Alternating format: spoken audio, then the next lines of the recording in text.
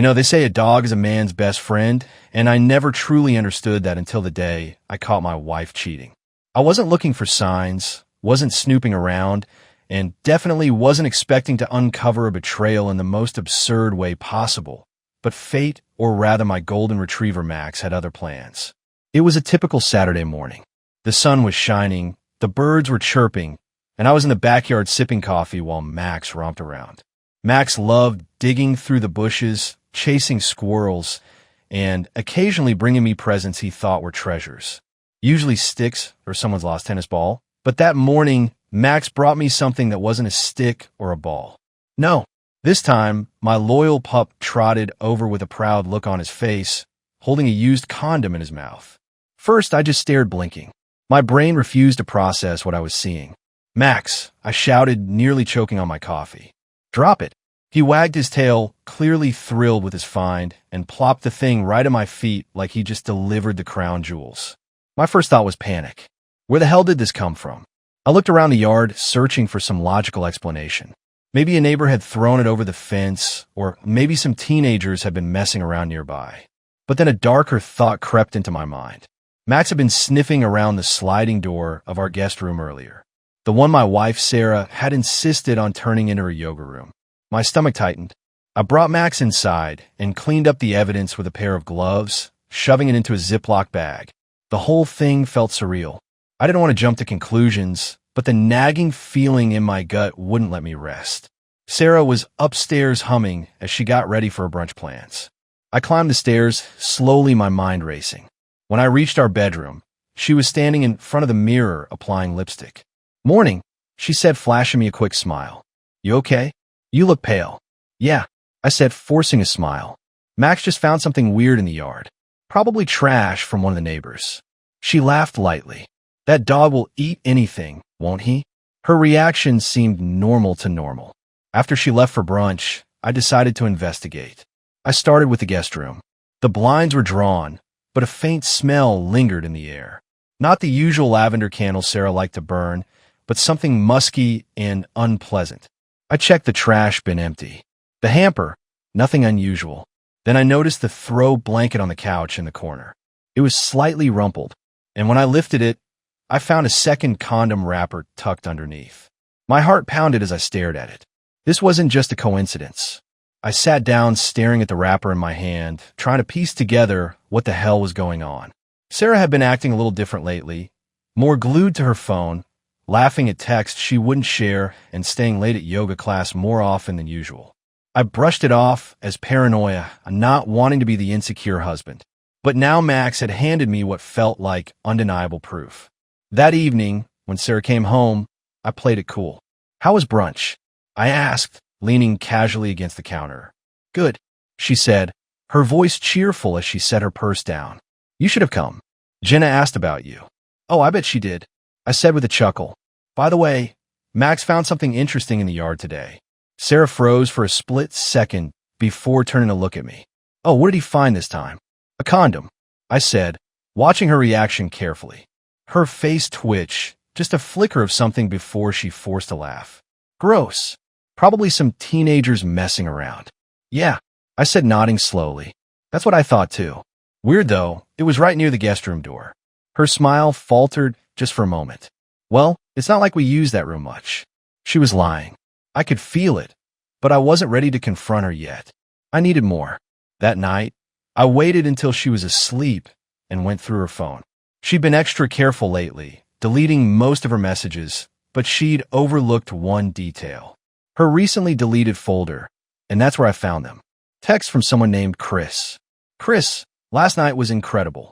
Can't stop thinking about you." "Sarah, me too. You always know how to make me feel amazing." The timestamps lined up perfectly with the nights she'd claimed to be at yoga class. I sat there in the dark staring at the messages, my hands shaking. Betrayal doesn't come with a warning, but when it hits, it's like the ground falls out from under you. But as angry as I wasn't going to lash out impulsively. No, I was going to make her regret ever thinking she could fool me. Max might have found the first clue, but I was going to finish the job. That night, as I lay in bed pretending to sleep, my mind churned with anger and plans. Sarah was beside me, snoring softly, oblivious to the storm brewing in my chest. My dog Max snoozed at the foot of the bed, completely unaware he'd just become the unwitting hero in uncovering my wife's betrayal. I wasn't the kind of guy to explode in the moment. No shouting matches. No throwing things. No, I preferred precision. If Sarah thought she could pull this off, she clearly didn't know who she was married to. The next morning, Sarah acted like nothing had happened. She kissed me on the cheek, grabbed her gym bag, and announced she'd be heading to yoga. "Enjoy your class," I said, keeping my tone neutral. As soon as the door closed behind her, I sprang into action. I opened her laptop, which she'd carelessly left logged in. She hadn't bothered to clear her browser history. Rookie mistake. There was plain as day, searches for boutique hotels near me and best discreet meeting spots. My blood boiled as I clicked through her tabs, but I forced myself to stay calm. One of her most recent searches stood out, the Belmont Suites. A quick Google search showed it was a cozy upscale hotel just a few miles away. I called to confirm a suspicion. "Hi, I'd like to check a reservation for Sarah Bennett," I said, keeping my voice polite. The receptionist hesitated. "I'm sorry, but I can't give out guest information." I wasn't surprised, but I wasn't done either. I called my buddy Mike, the same guy who'd helped me with the investigation during Emily's betrayal. He was a PI and loved a good challenge. "Mike," I said, cutting straight to the point, "I need your help again. Sarah's cheating." He let out a low whistle. "Damn, Jake. Twice in a row, you've got a knack for finding winners. Spare me the commentary," I said, though I couldn't help but smirk. "I need you to track her. She's meeting someone, and I want to know where, when, and how often." "You got it," he said. That afternoon, Mike followed Sarah from our house to the Belmont Suites. She parked her car and walked inside, carrying the same gym bag she claimed was for yoga. 10 minutes later, a man joined her. Mike sent me pictures. A tall, fit guy in his early 40s with a smarmy grin that screamed homewrecker. They hugged briefly in the lobby before heading upstairs. My stomach twisted as I stared at the photos, but my resolve hardened. This wasn't just about catching Sarah in the act. This was about making her pay. I spent the next few days gathering as much evidence as I could. Mike provided timestamps, photos, and even video footage of Sarah and her lover, Chris. As I'd learned from her texts, once I had everything, I started planning my revenge. Sarah loved her image. She prided herself on being the perfect wife, the charming hostess, the woman everyone admired. I was going to dismantle that image piece by piece. The first step was subtle. That evening, I brought up Max's treasure again while we were eating dinner. "Funny thing," I said, casually cutting into my steak. "Remember that condom Max found? I keep wondering how it ended up near the guest room." Sarah's hand froze halfway to her mouth. "I told you, it was probably trash from the neighbors, right?" I said, nodding. "Weird though. The neighbors don't usually toss things over the fence. Maybe it was someone closer to home." Her face flushed, but she quickly recovered. "Jake, you're being ridiculous." I just smiled. Maybe the following weekend, I set my plan in motion. Sarah told me she'd be going to another yoga session, and I pretended to believe her.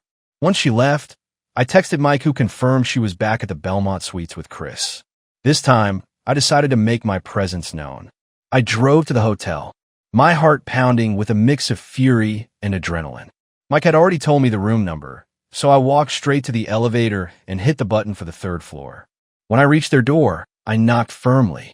A few seconds later, Chris opened the door, looking confused. "Can I help you?" "Yeah," I said, pushing past him. "You can tell me why you're screwing my wife." Sarah, who was sitting on the bed in nothing but a robe, gasped and scrambled to her feet.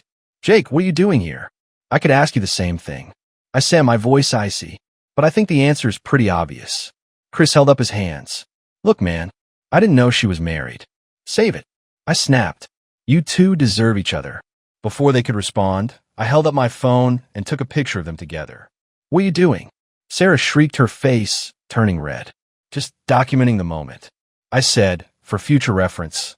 I left without waiting for an explanation. Sarah called me repeatedly on the drive home, but I didn't answer. When I got back, I packed her things into trash bags and left them on the porch. Then, I printed the photos and tucked them into a folder labeled divorce.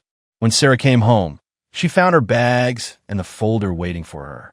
She pounded on the door, screaming and crying, but I didn't let her in. Instead, I sent her a text. Your yoga classes are officially canceled. Don't come back. She tried calling again, but I blocked her number. Inside, Max wagged his tail and looked up at me expectantly. Good boy, I said, scratching behind his ears because thanks to him, I'd uncovered the truth, and now I could finally move on. Sarah's reaction to finding her belongings on the porch was exactly what I expected. A mix of rage, desperation, and crocodile tears. From inside, I could hear her shouting as she jiggled the locked doorknob. Jake, let me in. We need to talk. I didn't move from the couch. Max, sensing the tension, sat beside me, wagging his tail lazily. He'd done his part, and now it was my turn to finish what he'd started. My phone buzzed a text from Sarah. Sarah, Jake, please. Just let me explain. I didn't respond. Instead, I got up, walked to the door, and cracked it open just wide enough to hand her the folder I'd prepared. What's this? She asked, her face red and tear-streaked. Your ticket to freedom. I said coldly. I suggest you read it carefully. Inside the folder were printouts of every text I'd found between her and Chris. The photos Mike had taken of them at the hotel and a draft copy of the divorce papers I'd already started filing. On top of it all was a single sticky note that read, "Congratulations on ruining everything." Her hands trembled as she flipped through the pages. Jake, I don't even know what to say. Good, I replied, because I'm not interested in hearing it. I shut the door in her face. Over the next few days, Sarah's desperation hit a fever pitch. She called from unknown numbers, sent long-winded emails begging for forgiveness, and even tried enlisting mutual friends to plead her case. Mark, my best friend, called me after she reached out to him. Dude, he said, half laughing. Sarah just called me crying about how you're being unreasonable. Care to explain? I told him everything from Max's discovery to the confrontation at the hotel. By the time I finished, Mark was howling with laughter, a condom and a golden retriever. He said between gasps, "You can't make this stuff up." "Yeah, it's hilarious," I said dryly, except for the part where my marriage went up in flames. He sobered quickly. "Look, man, you did the right thing. She played you, and now she's dealing with the consequences. Don't let her guilt you into anything." "I won't," I assured him, and I meant it. A week after the hotel confrontation, I got an unexpected message from Mike, my PI friend. "Mike, got something you'll want to see. Meet me at the diner at 3. Intrigued, I agreed. When I arrived, Mike was waiting with a smug grin and a manila envelope. "Let me guess," I said, sliding into the booth. "More dirt on Sarah? Oh, this is better," he said, pushing the envelope toward me. Inside were photos of Chris, Sarah's lover, leaving the same hotel 2 nights earlier. Only this time, he wasn't with Sarah. He was with another woman. Well, I said, my eyebrows rising. Looks like Sarah's Prince Charming isn't so charming after all. Thought you'd enjoy that, Mike said, smirking. I didn't know what I was going to do with this information yet, but one thing was clear. Karma had a funny way of working. That evening, Sarah showed up at the house unannounced. I heard the frantic knocking and opened the door, already preparing to shut it again. "Jake, please," she said, tears streaming down her face. "I can't lose you. I made a mistake, but I love you. I'll do anything to fix this." I leaned against the door frame, arms crossed. "Funny, did you tell Chris the same thing when you were sneaking around with him?" Her sobs grew louder. "It wasn't like that. I was confused, Jake. I didn't mean to hurt you." I pulled out the photos Mike had given me and held them up. "Looks like Chris is confused too. Or maybe he's just busy with his new friend." Her face went pale as she stared at the images. "I trusted you, Sarah," I said, my voice cold and steady. "And you threw it all away for a guy who couldn't even stay loyal to you. How's that feel?" She didn't respond. For the first time, she seemed completely speechless. "Here's the deal," I continued. "The divorce is happening, and you're not getting a dime more than you're entitled to. You can keep your excuses and your tears. I don't want them." With that, I closed the door on her for the final time. The next few weeks were chaotic, but liberating. The divorce proceedings moved quickly, thanks to the overwhelming evidence I had against Sarah. She tried to fight for more, but my lawyer shut her down at every turn. Mark and Mike became my unofficial support team, making sure I didn't dwell too much on what I'd lost. "Good riddance," Mark said one night over beers. "You deserve someone who actually respects you." "Agreed," Mike added. "And next time, Keep Max in charge of vetting your dates. That dog's got a nose for liars. I laughed for the first time in what felt like forever. The final nail in the coffin came when Sarah tried to rekindle things with Chris only to be ghosted by him. Jenna, one of our mutual friends, couldn't resist spilling the tea. Apparently, she thought he'd be there for her after everything blew up. Jenna said, but he blocked her on everything. I shook my head, a small bitter smile playing on my lips. Karma's undefeated. In the end, I kept the house, got full custody of Max, and started rebuilding my life one piece at a time. Max, of course, became my constant companion, earning extra treats and belly rubs for his role in uncovering the truth. Every so often, I catch myself thinking about that morning in the yard. The look on Max's face as he proudly delivered the condom that started it all. Who knew a dog could be better at spotting red flags than I was? After shutting the door on Sarah for what I hoped would be the last time, I felt a strange mix of emotions. Anger, relief, and something bordering on dark satisfaction. She tried to break me, but I wasn't going to let her walk away unscathed. Sarah had spent years carefully crafting an image of herself as the perfect wife, the charming neighbor, and the life of every social gathering. That facade was about to crumble. The day after our confrontation, I sat at the kitchen table with a fresh cup of coffee and Max at my feet. My phone buzzed with a text from Mark. Mark, how's the fallout going? Need help with anything? I smirked and typed back. Oh, I've got this, but you'll want to watch the show. Mark's response came almost instantly. Do I need popcorn? Yes, he would. Sarah had made a critical mistake during her affair. She'd underestimated how much people talked. Word about her and Chris had already started circulating among our mutual friends. Thanks to Jenna, who'd apparently inherited a knack for gossip, I decided to amplify the buzz. With Mike's help, I compiled a detailed email complete with photos, texts, and a concise timeline of Sarah's betrayal. I kept it classy. No name calling, no petty commentary, just the cold, hard truth. I sent it to a curated list. Her close friends, her parents, and a few acquaintances who would undoubtedly spread it further. The subject line, the truth about Sarah Bennett. The responses came quickly. Jenna called me, first barely able to contain her excitement. Jake, you didn't just burn the bridge, you nuked it. Sarah's in full meltdown mode. She got the email, I asked, feigning innocence. Got it. She's losing her mind. Apparently, her mom called her in tears and her friends are tearing her apart in the group chat. I chuckled, though it felt bittersweet. Good. She deserves it. Jenna lowered her voice.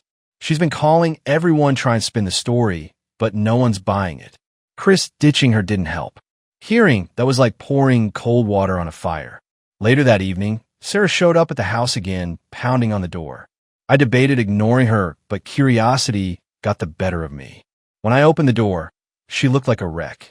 Her hair was disheveled, her eyes puffy from crying. Jake, she said, her voice cracking. Why are you doing this to me? You're ruining my life. I leaned against the door frame, crossing my arms. No, Sarah, you ruined your life. I'm just making sure everyone knows the truth. She stepped closer, desperation etched across her face. I made a mistake. Okay, I'm sorry, but this is cruel. I laughed bitterly. Cruel? Sarah, you lied to me, cheated on me, and humiliated me. You don't get to play the victim now. Her tears turned to anger. Fine, be petty. But you're not perfect either, Jake. You made mistakes too. Maybe, I said calmly. But I never betrayed you. And that's the difference. I shut the door in her face again. A few days later, I got another update from Mike. Chris, the charming homewrecker, had apparently been fired from his real estate job. Word got out about his little hobby, Mike explained over the phone. Turns out, sleeping with clients' wives doesn't look great on a resume. I couldn't help but laugh. Guess karma's on a roll. Mike chuckled. You're not wrong. What's next for you? Moving on. I said simply. A month after the divorce papers were finalized, Jenna and Mark threw a small party to celebrate my newfound freedom. It was the first time in a long while that I felt genuinely happy. The highlight of the night came when Jenna proposed a toast. To Jake, she said, raising her glass for showing us all how to handle betrayal like a boss. And to Max, the world's best private investigator. Everyone laughed and clinked their glasses. Max barked as if he knew he was the star of the story. In the weeks that followed, I focused on rebuilding my life. I took up running, spent more time with friends, and even started dating again. Nothing serious, just dipping my toes back into the water. Sarah, meanwhile, had all but disappeared from my world. From what I heard, she moved out of town, her reputation in tatters. Chris, last I heard, he was trying to rebuild his career somewhere far away. Good riddance. Looking back, the entire ordeal taught me a lot about myself and about relationships. Trust is everything, and once it's broken, there's no going back. But it also taught me that sometimes the best revenge isn't just exposing the truth, it's thriving in the aftermath. One evening, as I sat on the porch with Max at my side, I couldn't help but reflect on how far I'd come. My marriage was over, but my life wasn't.